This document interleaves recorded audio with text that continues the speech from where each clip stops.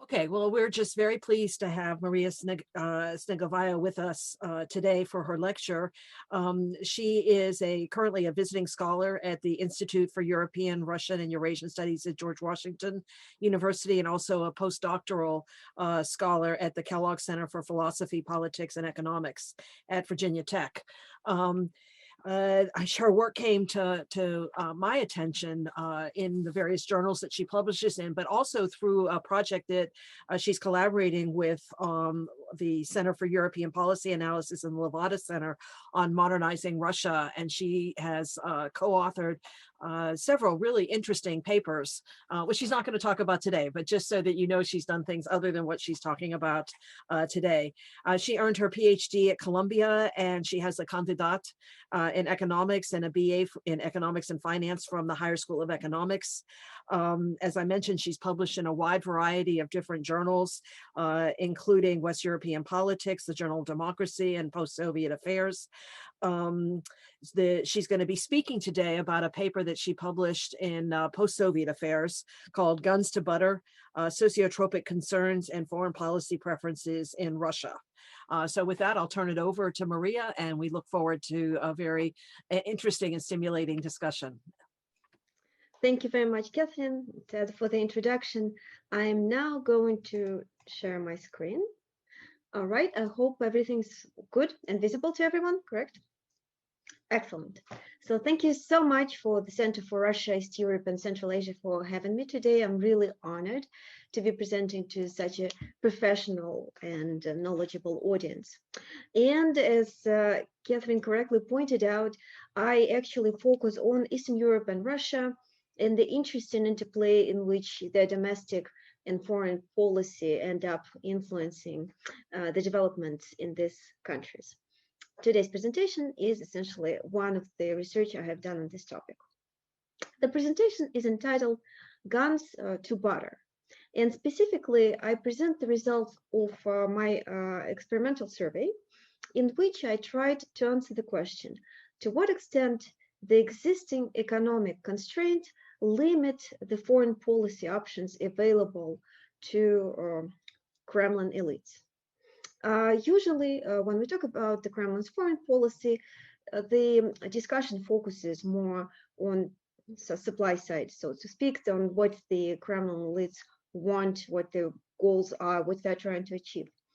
And my argument is this paper is that it's important to also bring back the bottom-up approach, so to speak, the constraints that the preferences of the population, the economic resources actually impose on the options available for the Kremlin.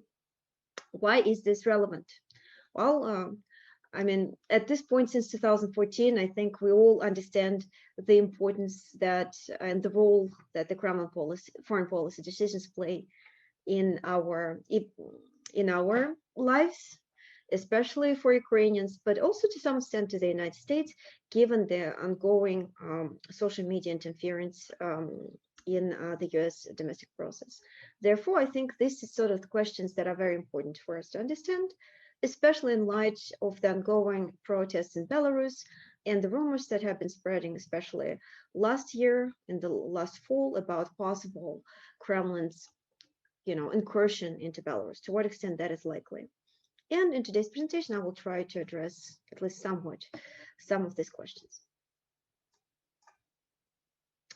As already has been mentioned, some of the results of this analysis have been published in Post-Soviet Affairs, and also in the fall, I published more of an opinion article on Monkey Cage political science blog on Washington Post, similarly kind of explaining how this analysis may be used trying to understand Kremlin's options in Belarus today. Now, when it comes to the plan, the structure of today's lecture, I will start by setting up the problem, explaining what it is, what sort of relationship may be postulated, hypothesized between foreign policy preferences of the population and the economic constraints, review the existing literature briefly, explain the existing Russia's domestic context and to what extent these arguments and hypotheses are applicable to contemporary domestic situation in Russia, and ultimately present the result of the experimental survey, which tries to essentially test this relationship. The background. And here I use the picture generously provided by the organizers. Guns to butter. When we talk about guns to butter, usually we refer to the so-called trade-off between military and consumer spending that exists at the authorities, at the government's disposal. If a certain government invests more in its military, given the budget constraints, it has to reduce household consumption, has to reduce social security, social spending. That is, if you think of military as quote-unquote guns and spending as butter, therefore you have this trade-off that more guns usually tends to mean less butter. In the context of the economic growth, this trade-off is not a significant issue since the economy is growing, budget revenues are growing, and so the government, the incumbent, is able to increase spending on the military and social spending at the same time.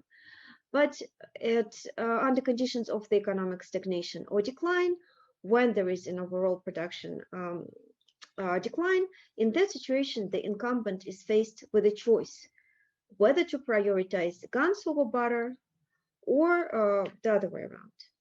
If guns or the proxy, it's a proxy for military spending, are prioritized, that means that there is less resources available for household consumption, and that may present challenges for the authorities.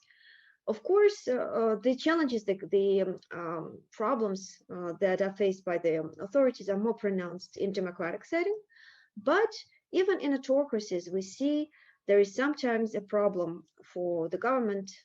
There's associated social frustration that comes with decrease in social spending.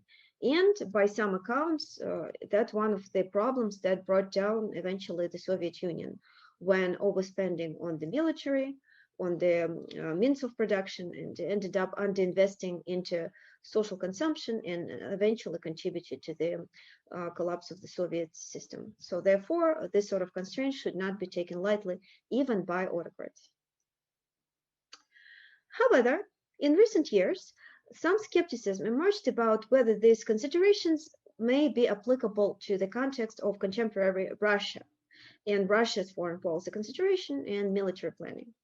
Specifically, Anthony Scaramucci, then advisor to President Trump, argued back in 2017 that economic constraints, economic decline is not in any way a problem for Russians, because Russians, if necessary, would eat snow, which I know you have a lot of in medicine at the moment.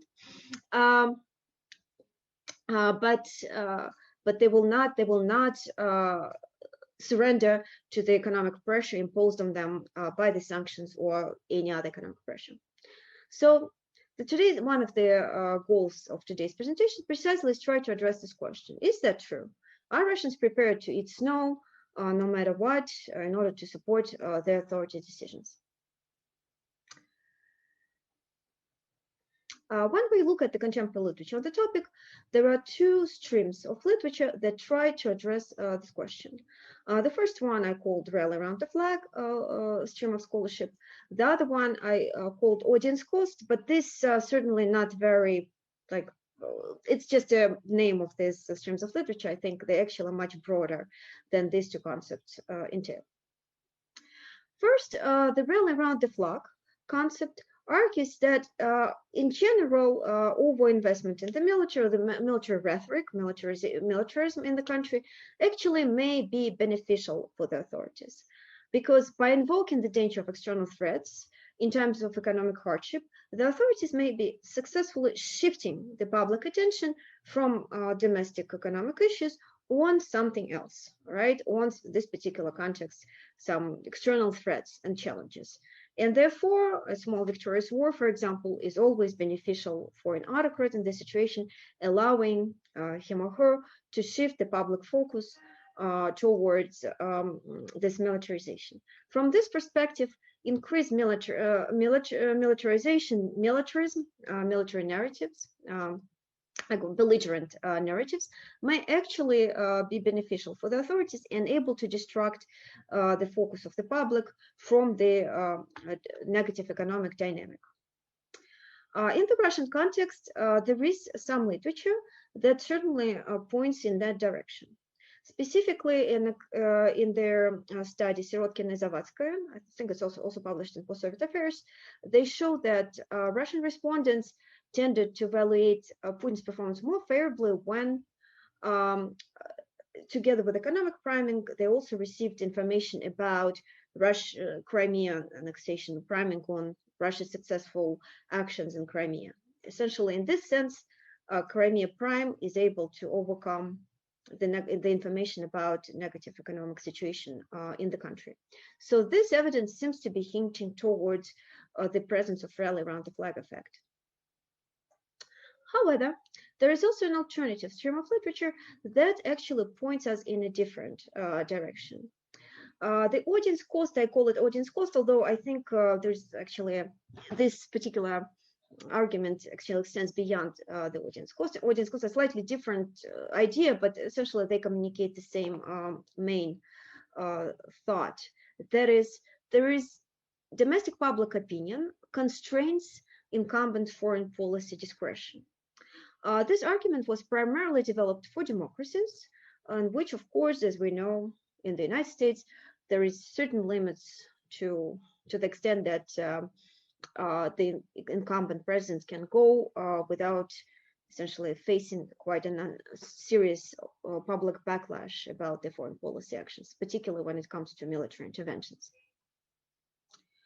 In autocracies, of course, the effect of public opinion is much on the incumbent actions is much more mitigated, but it's not completely absent.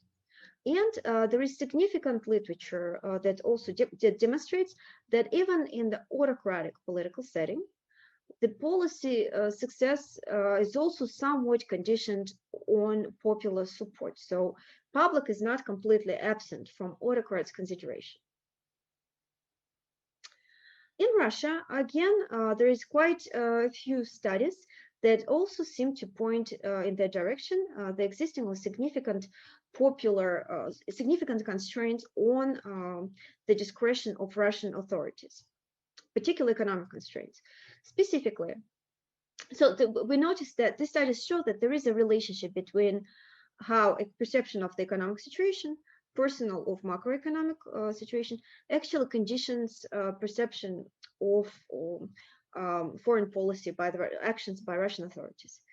Specifically, the studies, of course, focus primarily on the effect of Crimea annexation, and they show that those respondents in Russia who assess their personal economic situation as being negative, the dynamic of the personal income as being negative, those actually have actually evaluate. They're less happy about the effect of the Crimea annexation. The effect of Crimea annexation, when informed about, reminded about Crimea annexation, they actually less responsive to it. Also, another group of studies show that salience of assertive foreign policy and particular support for the authorities in Russia also declines as economic situation worsens. This tends to suggest to us that even in Russia's autocratic political setting, there is some effect of economic situation on perception of Kremlin foreign policy by the Russian public. And of course, many of you who study Russia know that Vladimir Putin and the Kremlin, they actually follow and monitor the polls to the extent, of course, that you can trust in polls in a correct setting, fairly closely. Since the beginning, polls and essentially the reaction of Russian public to specific actions by the Kremlin authorities play a significant role in the Kremlin foreign policy. So these are the sort of questions that are certainly relevant in the Russian context. However, the existing literature does not primarily tends to emphasize the impact of economic or the relationship between perceptions of economy and support for direct military intervention. Fewer studies ask respondents about their more broader social, foreign policy preferences. This is unfortunate given the existing foreign policy context or international context in which direct military interventions tend to be increasingly substituted with unconventional hybrid approaches where countries either fight the indirect proxy wars or try to influence each other's domestic politics through economic and informational agendas. That means that the foreign policy scope of actions of a given country goes far beyond direct military intervention. And therefore, it's also very important to understand how the public responds to different foreign policy actions by the authorities, conditioned by perception of the economic situation. Now, to what extent these questions are even applicable to Russia's domestic situation today? I would argue that they're quite applicable because in the recent years, we Russians have witnessed and experienced quite a significant decline in the real disposable incomes. Here's some data of the dynamic on the real disposable incomes from 2014, when Ukraine incursion began, up until 2018. And unfortunately, unfortunately for scholars, in 2018, Russia's statistical agency Rosstat, horrified probably by the data by the dynamic of the real disposable incomes, changed the methods of evaluating the real disposable incomes, after which they started growing suddenly, but of course stopped being comparable to the previous dynamic. Therefore, here I'm showing, and there's reason to believe that the new methodology is not particularly reliable, but therefore I'm also primarily showing you the graph until 2018. However, in the last year, of course, this dynamic has continued. So even existing Rosstat methodology and World Bank methodology, they still show a decline in real disposable incomes in 2020 because of the pandemics and associated lockdown that the Kremlin introduced in spring 2020, which eventually led to a record-breaking 13% decline in real disposable income in the first 3 quarters of 2020. So this is just the analysis that shows that the sort of questions I'm asking are still quite applicable to Russia's contemporary domestic political setting, given the decline of real disposable incomes over the last, at this point, probably 7 years approximately. Existing sociological evidence also, existing polls also somewhat point in the direction in which essentially my argument goes. They, of course, do not directly causally measure the impact of the perceived economic situation on perceptions on policy preferences among Russians, but they do provide some indication of those. Specifically, Russian Academy of Science ran a survey in October 2014, back when the economic situation was still fairly good and the real disposable incomes have not been declining. The question asked, what must Russia achieve in order to be considered a great power? And respondents were asked to choose 3 options out of a set of 10 and rank them in order of priority. In October 2014, this is, by the way, right after also Ukraine, almost over 2/3 of Russians thought that Russia should be great power with powerful armed forces, first and foremost. This was the most popular option. Social justice came third with only 47%, so less than half of respondents thought that social justice is important for Russia to be considered a great power. Russian Academy of Science then repeated the same survey in 2018, so 4 years later. After, as I have shown in the previous slide, the real disposable incomes have been consistently declining for several years in a row. Let's see whether the policy priorities of Russians have changed by then. So as this slide shows, there was a pronounced change. This time around, Russia should be a great power with powerful armed forces, only received 49%. This time it was even below 50%. So almost a 20% decline as compared to 2014. By contrast, social justice actually came first this time around, with 51% of respondents believing that that is important. So there's a clear pronounced change in policy priorities among Russians, which may or may not be linked to the experience of a decline in real disposable incomes. Of course, this is just a survey that does not establish causality, and therefore this is just some circumstantial evidence that points us in the direction of the question that we're asking in this research. So with that in mind, I actually ran my own experiment that allows us to address the causality questions that is hard to answer on regular survey setup. And in the next part of this presentation, I'm going to talk about the results of this experimental survey.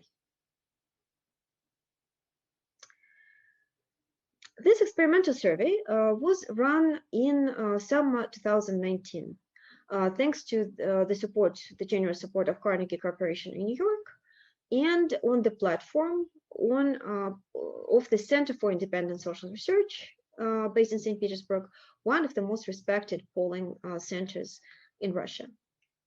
The survey was run online, so there certainly are limitations that we can discuss later. The setup was as follows. The respondents were divided into three groups, randomly assigned in those groups. The first and most important group, the negative prime group, received the information about the negative trends in Russia's economy. I call it treatment, although again, it's not entirely correct. The other two, because the other group that also received some treatment is called as control, just because it's a comparison group. So the first group of our interest will keep focus in this presentation today, the negative group that received information about things getting worse in Russia today. And here's how the treatment looked like. Essentially, the treatment modeled an article in Russia's newspaper. The information was compiled based on true evidence, but it was compiled the way that actually was made the respondents think that the situation in Russia was actually deteriorating economically. It says that Rosstat reported on the situation in the Russian economy in the first quarter of 2019. The last 3 months have been generally negative for Russian economy. Economic growth slowed down to 1.5% in annual terms, and also that the disposable cash income of Russians in the first quarter of 2019 also fell for the 5th year in a row. All of that is true, and so was made essentially to guide respondents towards the negative perception of the Russian economy. The two other groups of my respondents who I used as comparison received the following information. First, one of the groups received no prime at all. So those were just respondents who were directly asked to answer a set of questions. Respondents actually, based on their perceived situation, we thought that this would be essentially the ideal control group.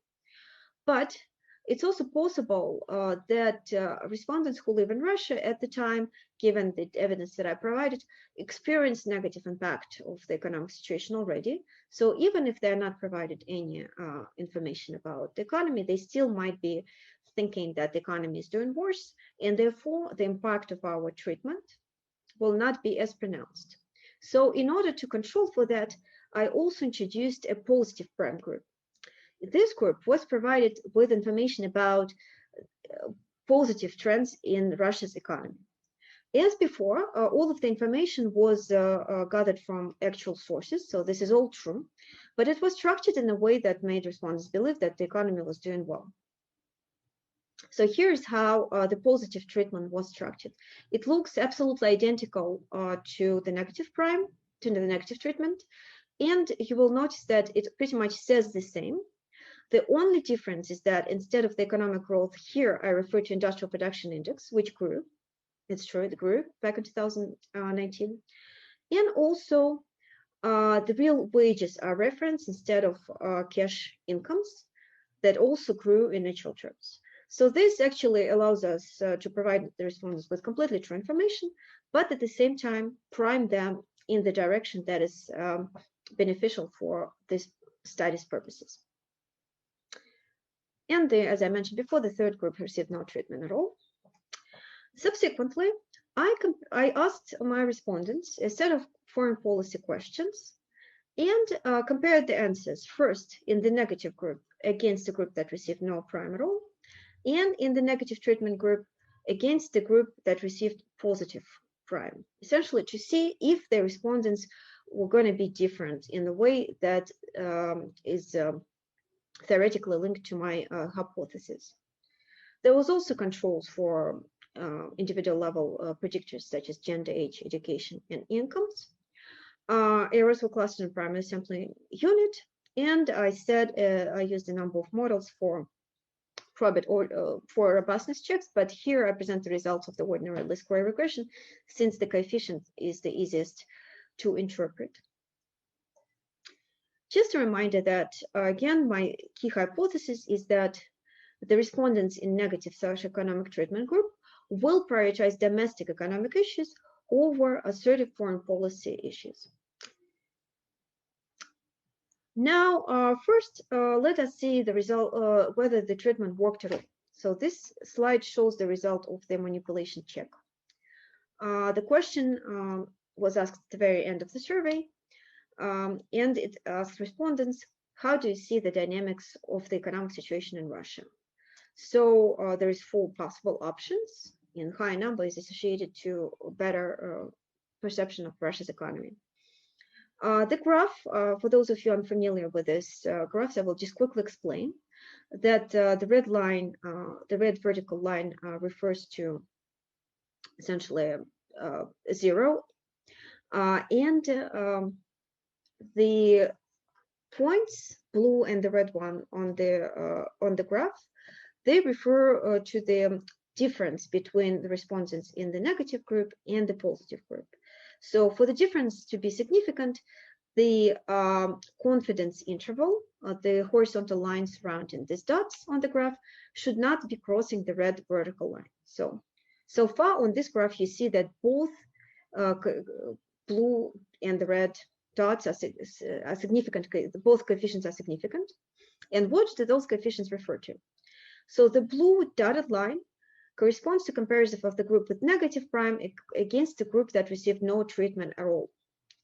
The red line corresponds to the comparison of the group with negative prime compared to the group with positive prime. So as you see from this graph, the result is exactly as one would expect.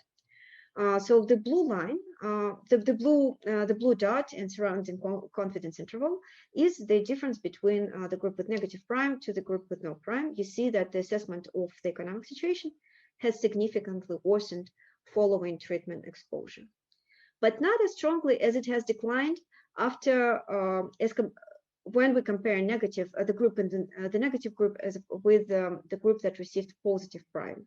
There, the effect, the difference is more pronounced. So, just to conclude, their treatment worked in predicted ways, and respondents in the negative group assess the economic situation much more negatively than those who were in the positive treatment group or received no treatment whatsoever. Now, subsequently, I asked my respondents a number of questions that Russia's polling companies usually asked with regards to trying to assess their foreign policy preferences. Specifically, here I rely on the data by Levada Center. The first group refers to explicit comparison of more militarist foreign policy preferences as opposed to more social spending. First, respondents were asked to what extent they agreed with the following statement: we must spend more on defense, even if it can create some problems for our economic development. So clearly a militaristic statement, and explicitly postulating this trade-off between guns and butter. Again, as before, there were 4 options for respondents to choose from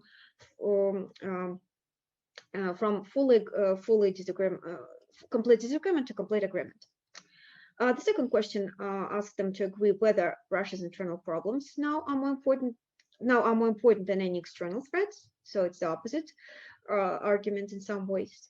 And ultimately, whether they would prefer Russia to be first and foremost a strong power which other countries respect and fear, or a country with high living standards, even though it may not be one of the most powerful countries in the world. Just to remind you that these are just the general regular questions that Levada Center asks when assessing foreign policy priorities among the Russian population. So this graph shows the results of the analysis. The top 2 horizontal lines refer to the first question: we must spend more on defense, even if it can create some problems for our economic development. And as you can see, there is a significant decrease in the number of respondents who thought who agreed with this statement. So the coefficients are located on the left of this vertical 0 line. The effect is actually, interestingly enough, in this case, more pronounced when we compare the group with negative treatment as opposed to group that received no treatment at all. So in this case, it's significant, but clearly, as comparison, the blue and red line demonstrates, the effect is similar for both comparison, negative versus no treatment and negative versus positive treatment. The second question asked whether Russia's internal problems now are more important than any external threats. And looking at the graph on your right, you see that internal problems seems to gain more priority for Russians, so for respondents, again, according to our expectations. The number of respondents who answered that they who tend to agree with this claim that Russia's internal problems now are more important than any external threats has actually increased, and the effect more pronounced when we compare group with negative treatment to the group with positive treatment as expected. And ultimately, the third dichotomy: would you prefer Russia to be first and foremost a country with high level standard, or a military strong country that other countries respect and fear, maybe, although not, albeit one with a low standard of living? Here again, the results are as expected. The number of respondents who learned about that the economic situation is doing worse subsequently tended to agree more with the statement that Russia needs to be a country with high living standards primarily, rather than a military strong country that other countries respect and fear. So overall, as this graph postulates, the effects everywhere go in predicted as expected, and that backs my hypothesis that the negative perception of the economy actually tend to shift foreign policy preferences of Russians from militarism and emphasis on military spending towards more concerns about Russia's domestic situation and increased social spending. Now, in order to rally the public around the public around the flag, the Kremlin in recent years also actively promote Russia's great power narratives. So Russia is a great power that's able to stand up to the United States on the international stage. And the great power narratives are generally intrinsically linked to this Kremlin militarism. Therefore, in the second part of my research, I also introduced a group of questions that have to do with respondents' perceptions of Russia's great power status. Again, the questions were primarily taken from Levada Center, Russia's leading independent opinion poll company, about whether respondents thought Russia today was a great power. So the first question asked directly, do you think Russia today is a great power? The second question asked, is it more important for a great power to have a developed modern economy or powerful armed forces? So again, implicitly postulated the same trade-off, guns to butter. And ultimately, the third question I used directly from the survey by Russian Academy of Science that I referenced before. that asked respondents to select 3 top choices that are necessary for Russia to achieve in order to be considered a great power. So it's exactly the same setup as Russia's Academy of Sciences, designed back in 2014 and 2018, and the results I presented earlier. Let's see, so how did our treatment influence respondents' answers to these questions? So the first one about this great power status is the results on the graph on your right demonstrate. First of all, perception of declining or worsening economic situation in the country significantly decreased respondents' belief that Russia today is a great power. You see, the effect is very strong and pronounced, particularly when we compare the assessment of those respondents in negative treatment as opposed to those in positive treatment, the red horizontal line at the top of the graph. Second, when it comes to what a great power should have, whether it should be powerful armed forces or developed modern economy, when this trade-off is postulated this way, you see that the negative treatment significantly increases the number of respondents, the number of responses that a developed modern economy is more important for a great power. This actually suggests that no matter how much the Kremlin promotes this great power rhetoric and tries to rally the population around the flag, when the economy is doing worse, it's much harder to convince Russians that Russia is still a great power, given that they observe the economic situation, and it seems to be playing a role in assessment of Russia's great power status. Ultimately, let's see how did our treatment influence the answers to the Russian Academy of Science survey that I referenced before. So here it's a little bit probably harder to read, given that there's a number of options. But overall, again, the impact of my treatment is exactly in expected direction. You notice that there is an increase in responses that developed modern economy and well-being of citizens is more important, although these effects are not statistically significant. But most importantly, there is a significant impact when it comes to the answers about military. So the number of responses that powerful military is important has declined significantly, as you see by the horizontal line on the left of the vertical red line.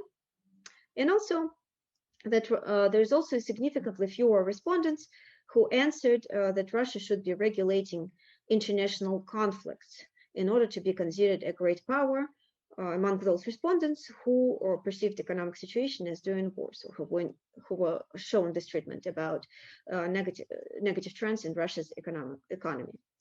So therefore, again, this is very much consistent with the argument that under conditions of the economic strain, Russians are much less supportive of their assertive military narratives and much less likely to follow these great power narratives that are actively promoted by the Kremlin in order to rally the public around the flag.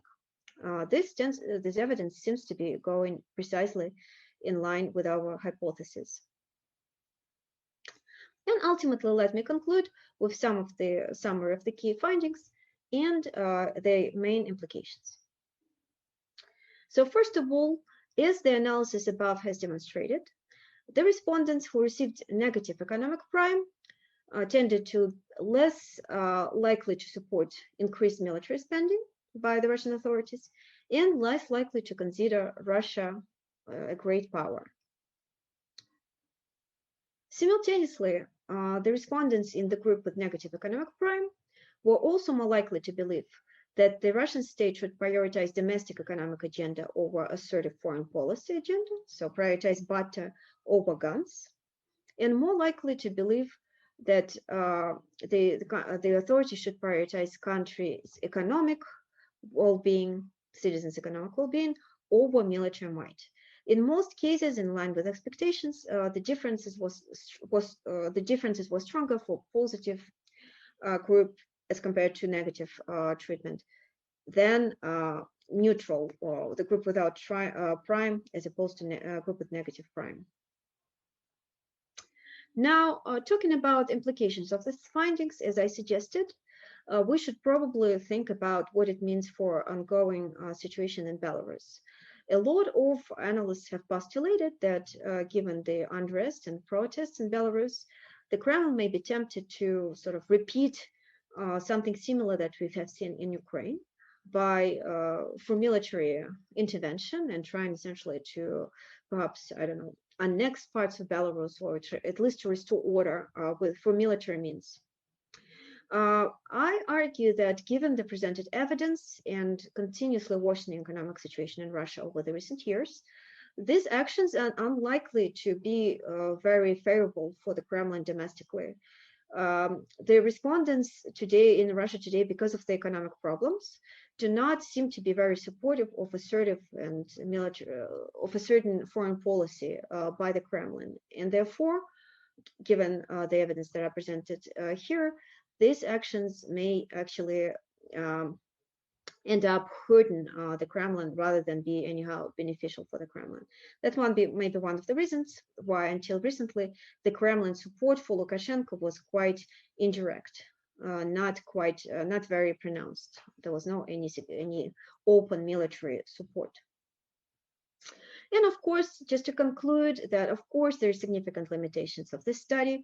It's an online study, and we know that significant shares of Putin supporters of all the age groups that they are not very active online. So this study may be actually biased towards a particular social group that's already less supportive of the Kremlin's authorities.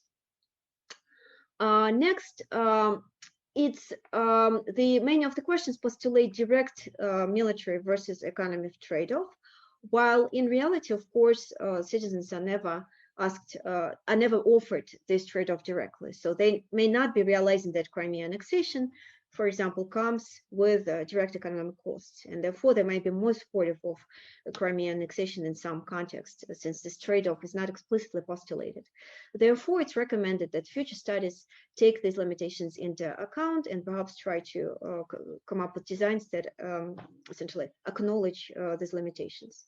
And of course, ultimately, I have not looked at the relative impact of economic versus rarely run of the flag effects, in the sense that it would be interesting to do something where economic treatment is at the same time followed by some kind of hawkish geopolitical treatment, something that has to do like assertive or Kremlin foreign policy, to see whether the impact of negative economic treatment may be overcome by more assertive I don't know, foreign policy, by the rally around the flag effect in conjoint experimental design. And I will stop here. Thank you very much for your attention.